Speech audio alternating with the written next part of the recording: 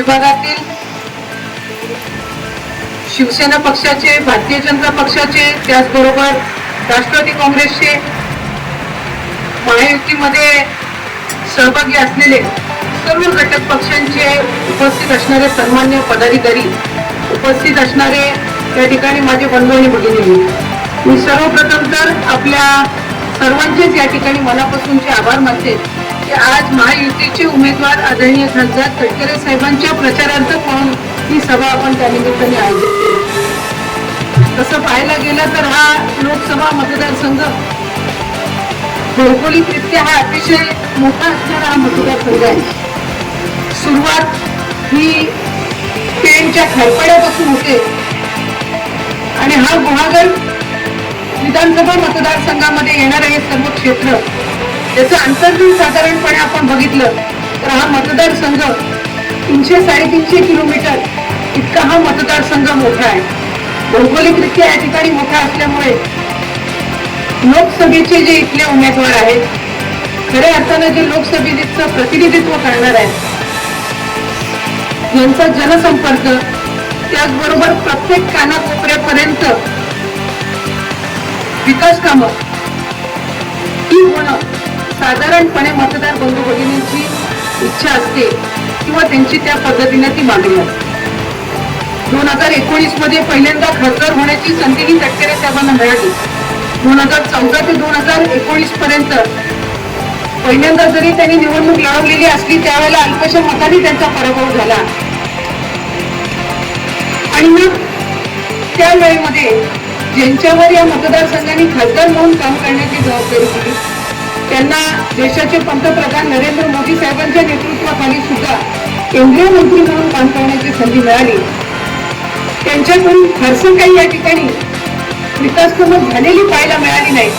तर 2019 मध्ये या मतदारसंघामध्ये खासदार म्हणून आदरणीय तटकरे साहेबांना काम करण्याची संधी मिळाली। 2020 मध्ये 2021 मधली ही पहिली 2-2.5 वर्ष आपल्या सगळ्यांची कोविड सारख्या संकटामध्ये गेली। आज मी असे योगेश दादा असतील, आम्ही पहिल्यांदा विधानसभेचे सदस्य झालो आणि विधानसभेचे सदस्य झाल्यानंतर आमच्या विधानसभेच्या सदस्यत्वाचा जो कालावधी आहे याच्यातला साधारणपणे पहिले 3-3.5 वर्ष तर आमची आपत्तीमध्ये होती। कोविड सारखं संकट असेल ज्याच्यामध्ये लॉकडाऊन झालं, त्यावेळेला विकास कामांसाठी आपल्याला निधी काही फारसा मंजूर झाला नाही, कारण आमचा अनुदान निधी असेल हा आम्हाला आरोग्य विभागासाठी वापरावा लागत होता। खासदारांना साधारणपणे देशाची त्या ठिकाणी आरोग्य व्यवस्था ही सुदृढ करण्याच्या दृष्टिकोनातून त्यांना खासदार निधी हा पहिले 2 वर्ष उपलब्ध झाला। त्यानंतर आपल्या कोकणामध्ये आलेलं निसर्ग चक्रीवादळ असेल, रस्ते चक्रीवादळ असेल, महापूर असेल, या सर्व संकटांना सामना करत असताना कुठं ना कुठंतरी पहिले 5 वर्ष याच्यातली 2.5-3 वर्ष ही नैसर्गिक आपत्तींना सामना करण्यात येईल। पण मला आवर्जून या निमित्ताने उल्लेख करायचा आहे, आज या ठिकाणी माझे माता बंधू भगिनी मोठ्या संख्येने उपस्थित आहेत। आपल्याला या निवडणुकीमध्ये ही निवडणूक काही आपल्या ग्रामपंचायतीसारखी, जिल्हा परिषद, पंचायत समितीसारखी ही निवडणूक नाही। ही निवडणूक एका बाजूला देशाचा पंतप्रधान निवडण्यासाठीची ही निवडणूक आहे। पंतप्रधान नरेंद्र मोदी साहेब यांच्या नेतृत्वाखाली देश विकसित होत असताना त्यांना पुन्हा एकदा पंतप्रधान करण्यासाठी निवडणूक आहे। पण त्याचबरोबर ही निवडणूक आपल्या हक्काचा खासदार ही निवडण्यासाठी सुद्धा त्या निमित्ताने आहे आणि म्हणून कुठे ना कुठेतरी आधी झालेल्या निवडणुकांपेक्षा ही निवडणूक ही अतिशय महत्वपूर्ण आहे। कारण आपल्या सुखदुःखामध्ये कोण असतं, आपल्यावर ज्या वेळेला नैसर्गिक आपत्ती येतात त्यावेळेला आपल्यासाठी कोण असतं, या सगळ्या गोष्टींचा आपण सगळ्यांनी मिळून या ठिकाणी विचार केला।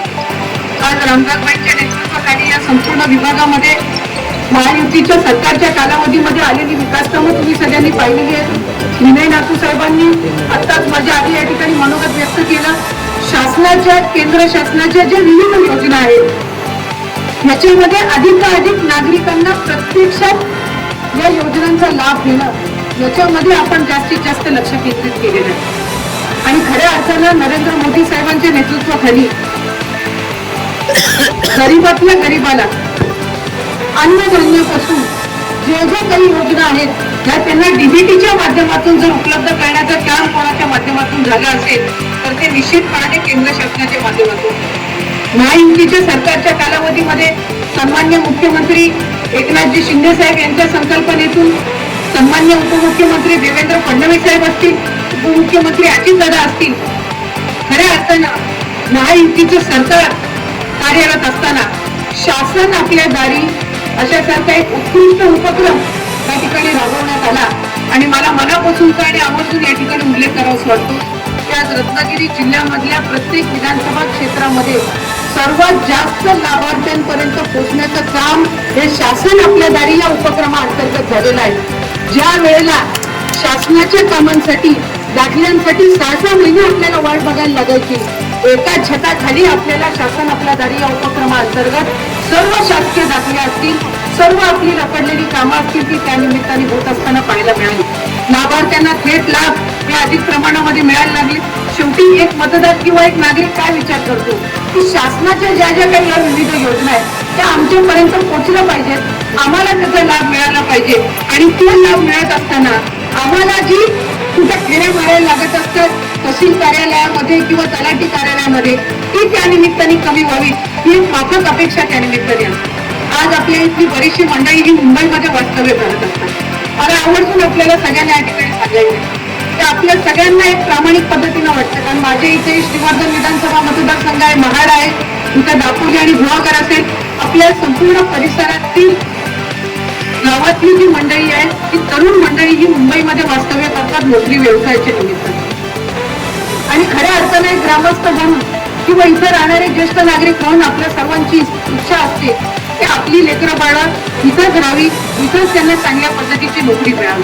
2014 ते 2019 केंद्रीय मंत्रीपद या लोकसभा मतदारसंघाला मिळाले. अवघड उद्योग होतं, त्यामध्ये किती उद्योग नवीन हे या मतदारसंघामध्ये आले हा प्रश्न सुद्धा आपल्याला त्या ठिकाणी स्वतःला विचारावा लागेल आणि ज्या वेळेला हा प्रश्न तुम्ही स्वतःला विचाराल त्यावेळेला तुम्हाला निश्चितपणे लक्षात येईल की एकही अवजड काय किंवा साधा काय उद्योग हा आपल्या कोकणामध्ये त्या कालावधीमध्ये आला नाही. याचं कारण असं की ज्या वेळेला देशाचे पंतप्रधान नरेंद्र मोदी साहेबांसारखं कुशल नेतृत्व मिळाले अशा वेळेला मंत्रिमंडळामध्ये काम करत असण्याची संधी मिळत असताना अधिकाधिक विकास हा आपल्या कोकणामध्ये आणि अधिकाधिक उद्योग हे त्या ठिकाणी यायला पाहिजे होते. टाइम्स डिजिटलला लाईक करा, सबस्क्राईब करा, शेअर करा आणि बेल आयकॉन दाबायला विसरू नका. पाहत रहा टाइम्स डिजिटल.